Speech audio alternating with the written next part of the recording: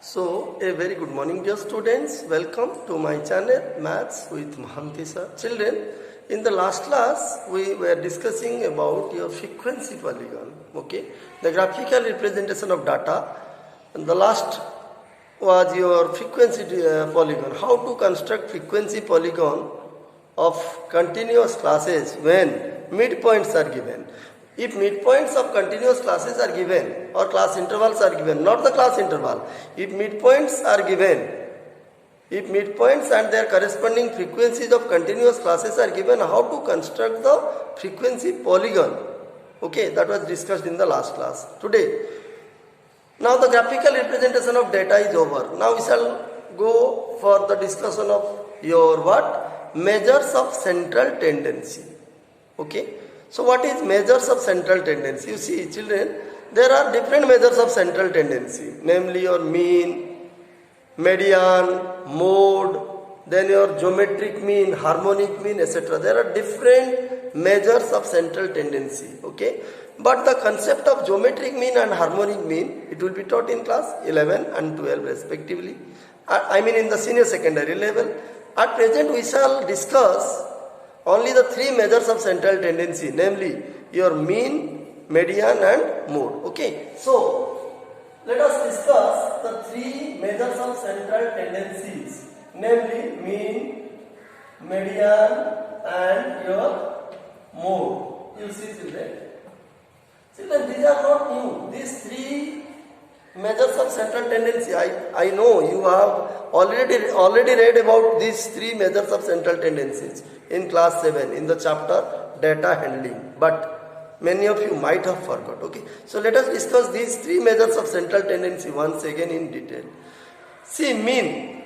When we say the term mean, children, in class 5 we had read one thing, average. How to find the average of few numbers. Suppose you are given 3 to 4 numbers or 5 numbers or as many as ungrouped data or numbers you are given. How to find the mean? I mean average. You know how to find the average of a given set of observations. What you will do? First you will add all the observations. Suppose if I ask you what is the average of say 3 and 5. Suppose 3 and 5 are two observations. Okay. If I ask you to find the average of 3 and 5, you can easily answer. Sir, it is 3 plus 5 by 2. That is 4. So why did you add 3 and 5? You added 3 and 5 to find the sum of the two observations. That is 3 and 5. And after adding the two observations or after finding the sum of the two observations, you divided it by 2. Okay. So that means we can say that average of two numbers is equal to sum of the two numbers divided by total number of two numbers. Total numbers, that is 2. That means 3 plus 5 by 2, that is 4. So similarly, so what we had read in class 5, average, that is otherwise known as mean or arithmetic mean, which is one of the measures of central tendencies in the chapter statistics. So mean is otherwise known as, you see, arithmetic mean, you see, it is called arithmetic mean or average, you can say, or average. Okay. So today we shall discuss about these three measures of central tendency. Let us discuss mean in detail. Okay. So whatever concept we had read in class 5 in the chapter average, the same thing we will apply here. But in a bit formula manner. Okay. You can say, there we had read only sum of observation by total number of observation. It was the formula to find the average of a given set of observations. Okay, we shall discuss in class 9 in terms of formula. Okay, so what is mean of ungrouped data? See, mean of ungrouped data. How to find mean of ungrouped data or ungrouped observations or discrete data, whatever you say. See, like I gave you the example 3 and 5 are two observations. If I ask you what is the average or what is the mean, then you can simply say 3 plus 5 by 2, it is 4. Okay, that means you added both the observations, you found the sum of two observations and divided it by 2. Why 2? Because there are only two observations. So mathematically, what we say, if x1, x2, xn, you see, suppose if x1 are, suppose n observations, n number of observations or ungrouped data. Then what is the mean? Then mean, you see. So mean of these observations. Okay. It is defined as, you see, x bar. X bar is the symbol. It is a symbol you can use, x bar. X bar is the mean. Instead of writing mean, you can write x bar. X bar stands for mean of these on-group data observations. Okay. So how to find mean? It is x1 plus x2 plus dot dot dot xn. You see, just I was discussing now sum of all observations. Sum of addends divided by total number of addends. This was the concept in class 5 while discussing average. Okay, the same concept. Sum of addends means sum of observations divided by total number of addends. You see, total number of addends means total number of observations. See, so this is n. How many observations are there in this distribution? There are how many observations? N observations. So you see, x1 plus x2 plus dot dot xn. That means sum of all n observations divided by total number of observations. Okay. Suppose it is n. There are n observations.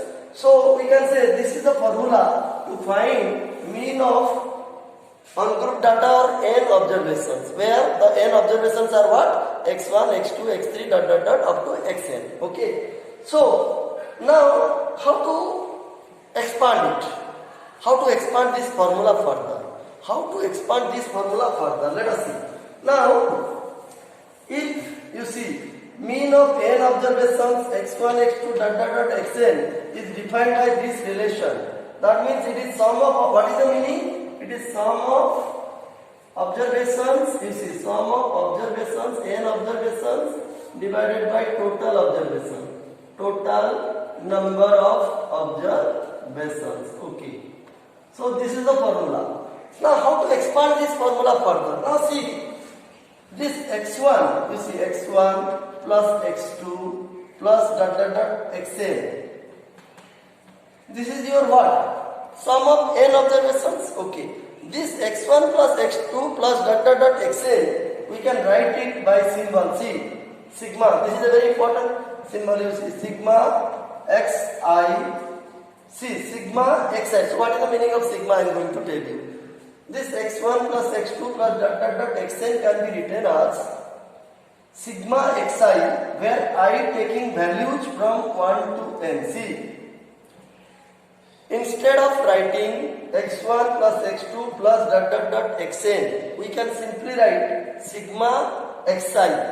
Sigma xi, I taking values from 1 to n. So what is the meaning of this statement? You see, where you see divided by n. Yes, you see what I said, sigma x bar is the mean of n observation equal to x1 plus x2 plus dot dot dot xn by n. That means this x1 plus x2 plus dot dot dot xn, it will be equal to sigma xi, I taking values from 1 to n. Therefore, you see, therefore mean can be written in this formula. You see, the mean of n observations, the mean of n number of observations or on-group data can be written in this form: sigma xi, I taking values from 1 to n whole divided by n, where n is the total number of observations. Now what is the meaning of sigma? We have to understand. See, sigma means, you see, this symbol sigma, this sigma or summation, sigma, or this is a sign or the symbol. This is the sign or symbol of sigma. This sign sigma, what does it denote? It denotes summation. So what is the meaning of summation then? What is the meaning of summation? Let me give you one example to make you understand. See, as I just told you, you see, sigma xi, I taking values from 1 to n. What is the meaning of this symbol? Let us try to understand. Let us try to understand what is the meaning of sigma xi, I taking values from 1 to n. Then only we can understand the formula for mean of on-group data, on-group data. Okay, or on-group frequency distribution. See, now sigma xi, I taking values from 1 to n. You see, I taking values from 1 to n. That means I varies from 1 to n. That means the range of values, the range of I varies from 1 to n. That means if you take I equal to 1, see, if I take I equal to 1, so xi will become x1, okay. If take I equal to 2, 1 to n means 1, 2, 3 up to n. Whatever the value of n, we do not know what is the value of n. I varies from 1 to n. That means you can take I equal to 1, I equal to 2, I equal to 3 up to n. We do not know what is the value of n. So sigma xi means, you see, x1 plus x2. That means that if I is 1, it is x1. If I is 2, then x2. If I is 3, it is x3. And sum, you see, summation.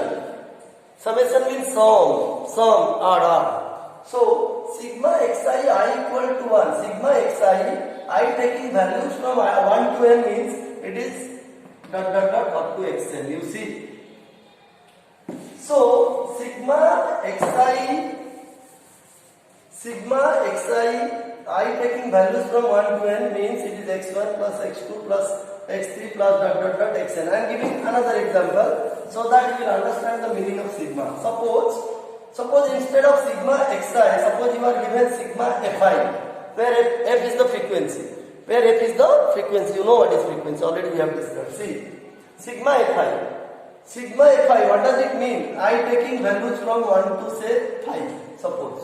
I taking values from 1 to 5. So sigma fi means it will be f1 plus f2 plus f3 plus f4 plus f5. You see, because the values of I vary from or ranges from 1 to 5. That means sigma fi I taking values from 1 to 5. What does it mean? It means it is the sum of the first 5 frequencies, f1 plus f2, like this. And if it is n, instead of 5, if it will be n, then it will continue up to dot dot dot up to n.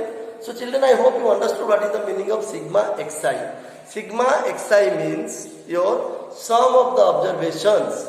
Sigma means sum or summation. Sum of all the observations where I ranges or the values of I vary from 1 to n. Okay. You will understand it better when we will discuss problem. Okay.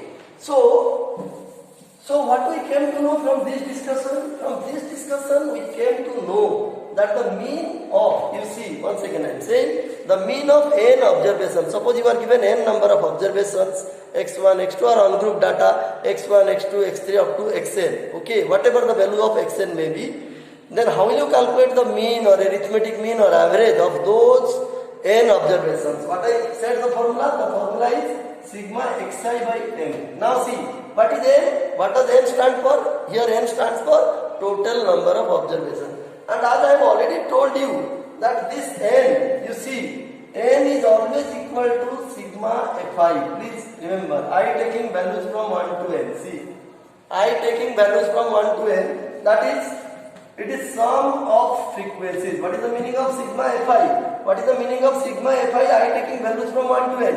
It is sum of frequencies. You see, sum of frequencies. So n equal to sigma fi, which is equal to total number of observations. Please remember, total number of observations.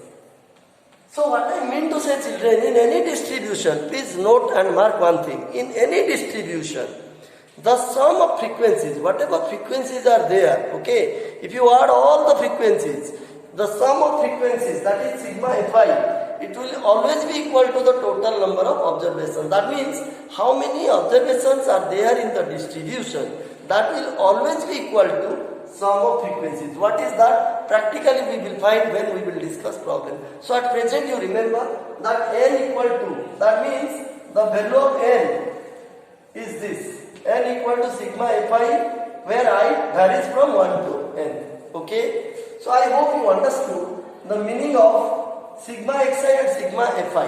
Sigma xi means it is sum of the first n observations, I mean sum of n observations, and sigma fi means sum of the frequencies, where sigma stands for summation or sum. Sum means you know what is sum, plus. Okay. So you will calculate, you see, therefore we can say that mean of n observations can be written as sigma xi by sigma fi. See, as I said, as I said, n equal to sigma fi. As I just told you now that n equal to sigma fi. What is n? N is the total number of observations and sigma fi is what? It is the sum of frequencies. So as I said, n equal to sigma fi, and we know that mean is x bar equal to this. So we can write mean in this form. You see, we can say that the mean of ungrouped frequency distribution, I mean ungrouped data, the mean of ungrouped data can be calculated using this formula. X bar equal to sigma xi divided by sigma fi, where I taking values from 1 to n, here also I take values from 1 to n. See.